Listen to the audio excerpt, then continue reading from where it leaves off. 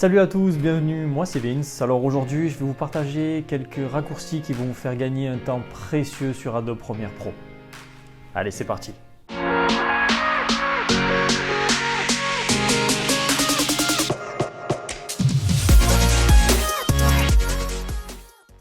Alors cette vidéo vous sera utile si vous avez quelques notions et quelques bases sur Adobe Premiere Pro. Donc si ce n'est pas le cas, je vous invite à aller voir la vidéo que j'ai faite sur le sujet, donc les bases de Premiere Pro. Donc je vous la mettrai juste ici.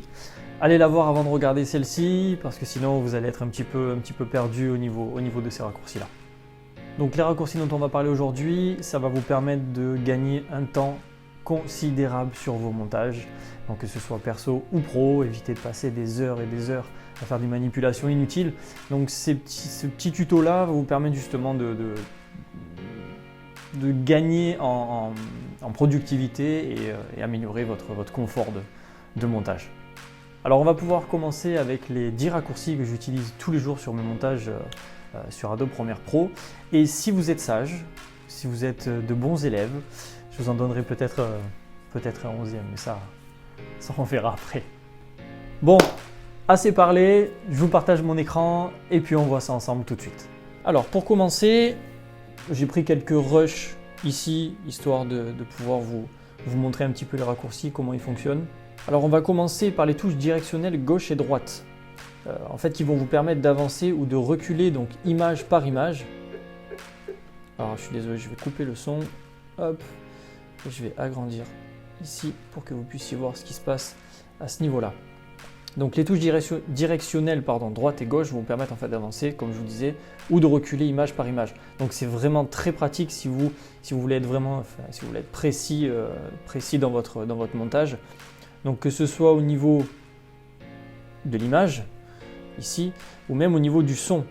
Parce que vous voyez, comme je vous avez montré dans les bases, ici, lorsque vous avez votre audio, vous allez pouvoir venir chercher vraiment le pic d'une musique, le moment d'une musique, donc ça c'est très pratique.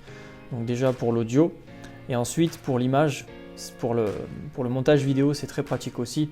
Vous allez pouvoir venir chercher vraiment avec précision l'image que vous souhaitez mettre en avant. Ensuite le deuxième raccourci, ça va être les touches plus et moins de votre clavier. En fait elles vont vous permettre de zoomer et de dézoomer dans votre timeline. Donc à partir de la barre de lecture, donc qui est ici.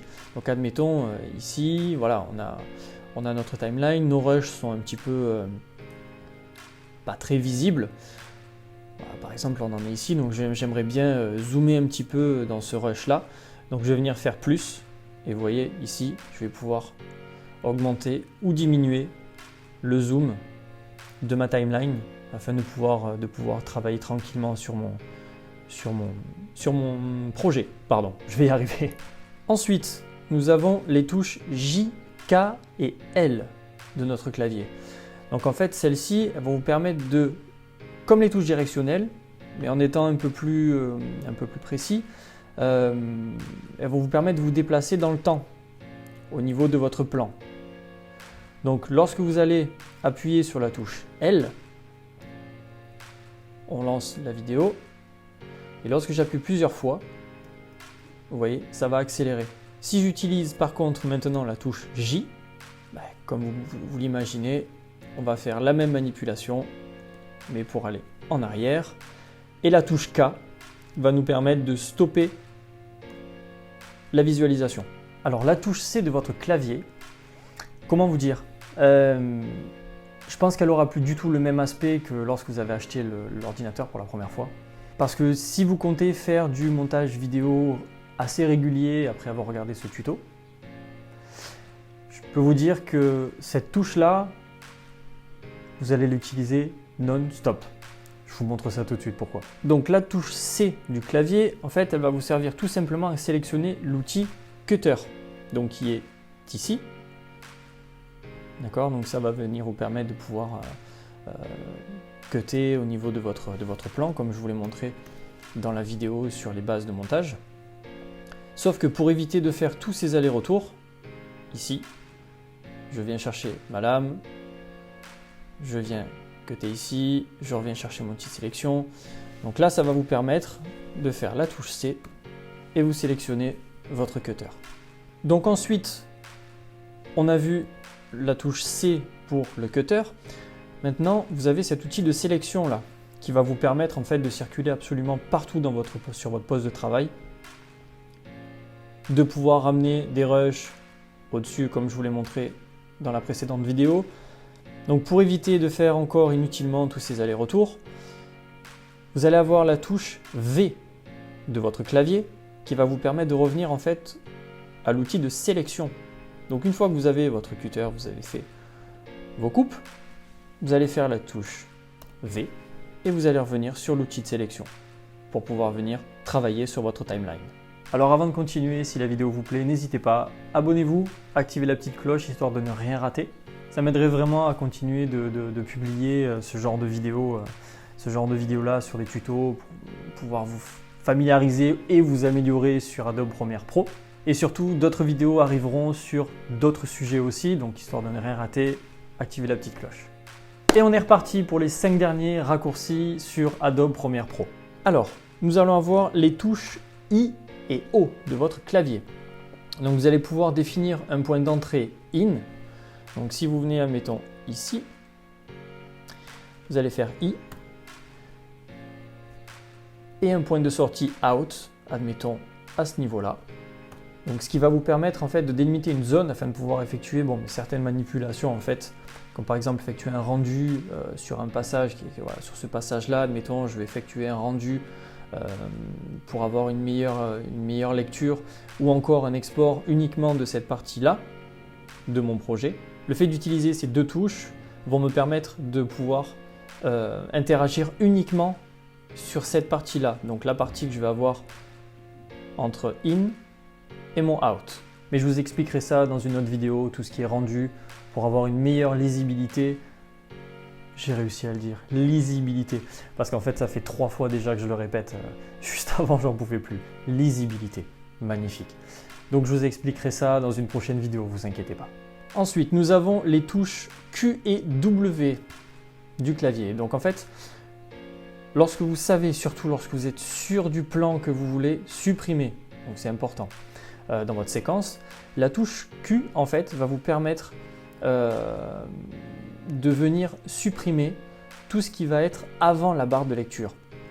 Donc je me place sur mon rush, on va se mettre sur celui-ci, je le sélectionne, et admettons, je veux supprimer toute cette partie-là, ici. Donc plutôt que de faire la touche C, je coupe, la touche V, je fais un retour, je clique ici pour combler le vide et je reviens. Donc on a fait des manipulations de tous les côtés. Je vais venir sélectionner mon plan. Je vais venir me poster à l'endroit où je veux. Admettons ici, ce petit mouvement-là de caméra me plaît. Ici, c'est pas intéressant. Ici, j'aime bien la vue un peu plongeante sur le lac. Donc je vais venir à ce niveau-là. Et je vais venir presser la touche Q de mon clavier. Et il va venir me supprimer et me recoller ma séquence. Et il me gardera que le plan que je lui ai demandé de me garder. Gain de temps exceptionnel à ce niveau-là. Ensuite, concernant la touche W, ça va faire l'effet inverse. Donc ça va venir cutter et raccorder tout ce qui va se trouver, du coup, après ma barre de lecture. Donc si je prends, admettons, ce rush-ci, ici, on est sur un recul. Donc j'aime beaucoup ce mouvement-là. Donc je vais venir m'arrêter ici.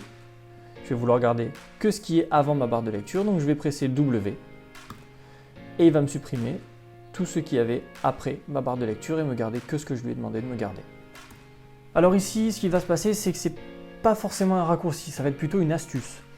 Lorsque vous avez fini correctement votre dérushage, vous allez vous retrouver, comme on l'a vu sur la vidéo précédente, avec plein d'espaces vides entre chaque plan, si vous vous souvenez. Donc cette astuce-là va venir vous permettre de pouvoir supprimer tous ces plans, tous ces espaces vides en une seule action. Je vais vous montrer. Donc ici, je me retrouve avec mon dérushage effectué. Donc comme je vous l'ai expliqué sur la deuxième piste, ici, nous avons uniquement les rushs que nous allons garder. Tous ces espaces vides, plutôt que de venir cliquer sur l'espace vide, faire un retour, cliquer sur l'espace vide ici, faire un retour, ainsi de suite. Sur une petite séquence ici, j'ai que quelques rushs, ça va. Mais si je me retrouve avec un projet qui dure 2 heures, 2 heures et demie, à chaque fois à faire ça, cliquer, ça va être très compliqué. Donc il suffit de sélectionner tous nos plans, de venir dans séquence, supprimer les espaces vides. Et ce qui va se passer en fait, c'est que tous les espaces vides vont se raccorder pour vous donner qu'une seule séquence pour éviter d'avoir tous ces vides un petit peu partout et galérer à les sélectionner un par un et les raccorder. Ensuite, vous avez le raccourci commande S sur Mac ou alors CTRL S sur PC. Il est vraiment important parce qu'il va vous permettre en fait de sauvegarder votre projet. Alors même si Premiere Pro effectue des sauvegardes relativement régulières, je vous conseille vivement de faire cette manipulation-là assez fréquemment pour éviter, si vous passez des heures sur un montage et que Premiere Pro n'a pas sauvegardé au bon moment, au moment où vous le souhaitiez, et que vous avez un problème d'ordi, je pense que les 3-4 heures que vous avez passées sur votre montage, si vous avez un bug, si la sauvegarde ne se fait pas et que vous perdez ce moment-là, ce moment précis où c'était évidemment le plus important, je pense que vous allez être dans le même état que... Voilà. Donc je pense qu'essayez de faire cette manipulation-là, de vraiment vous souvenir de ce raccourci parce qu'il est vraiment très utile. Alors ensuite, nous avons le raccourci commande Z ou commande Z sur Mac ou CTRL Z sur PC. Je pense que ça va être le raccourci que vous allez utiliser le plus souvent. Ça va devenir votre meilleur allié par rapport à vos montages, je peux vous le dire. En fait, il va vous permettre de pouvoir revenir sur une action en fait, sur une action précédente. Par exemple, si vous avez, admettons ici, je vais supprimer, donc je fais C pour mon cut, C pour mon cutter, ici V, je viens et je coupe. Donc je ne voulais pas supprimer ce rush là. Je voulais supprimer, admettons, celui-ci. Donc pour pouvoir revenir et faire une annulation, je fais commande Z sur Mac ou CTRL Z sur PC et il me redonne mon rush. Donc il annule la manipulation. Vous pouvez faire ça si je veux annuler mes deux coupes. Je refais CTRL Z ici ou commande Z et la même chose ici. Parce que croyez-moi, celui-là il est important parce que avant de le connaître, j'ai eu pas mal de galères quand même, pas mal de pertes de temps inutiles, de pertes de rush, je ne savais plus comment faire, obligé de tout rééteindre, revenir. C'était une galère. Du coup, depuis que je le connais, ce raccourci-là, ça va très bien. Je vais très bien. Je vais beaucoup mieux mentalement. Donc rappelez-vous bien de ce raccourci-là. Alors comme vous avez été très sage et très attentif, je vais me permettre de vous partager encore un petit raccourci. Donc ce raccourci, ça va être le raccourci facilité, on va dire ça comme ça. Je vous montre. Donc c'est le raccourci commande M sur Mac ou CTRL M sur PC et il va vous permettre en fait d'afficher la page d'exportation plus rapidement. D'accord? Donc admettons, j'ai fini mon montage, je veux l'exporter, donc au lieu de venir faire fichier, exportation, média, je vais venir faire commande M sur Mac ou CTRL M sur PC et je vais arriver sur ma page d'exportation. Encore une fois, c'est pour plus de facilité, de rapidité sur votre montage, pour éviter de galérer, de perdre du temps avec des manipulations, parce que quand vous allez avoir beaucoup de projets à faire, et je l'espère, facilité, rapidité, productivité, il n'y a pas mieux. Il n'y a pas mieux. Donc voilà, cette vidéo touche à sa fin, donc j'espère qu'elle vous aura été vraiment utile pour vos prochains montages de vidéos sur Premiere Pro. Dans la prochaine vidéo, petit spoil, je vais vous faire gagner des heures et des heures de montage pour éviter de galérer sur la lecture de vos rushs très lourds que vous avez filmés en 4K ou pourquoi pas en 6K ou en 8K, je sais pas, mais des dossiers vraiment très lourds à lire, je vais vous faire gagner un temps de dingue. Donc si vous ne voulez rien rater, abonnez-vous, activez la petite cloche, lâchez un petit pouce bleu, franchement ça fait toujours plaisir de savoir si les vidéos vous plaisent, si les tutos vous sont vraiment utiles. Donc d'ici là, je vous dis à très vite, et puis en attendant, prenez soin de vous. Allez, ciao!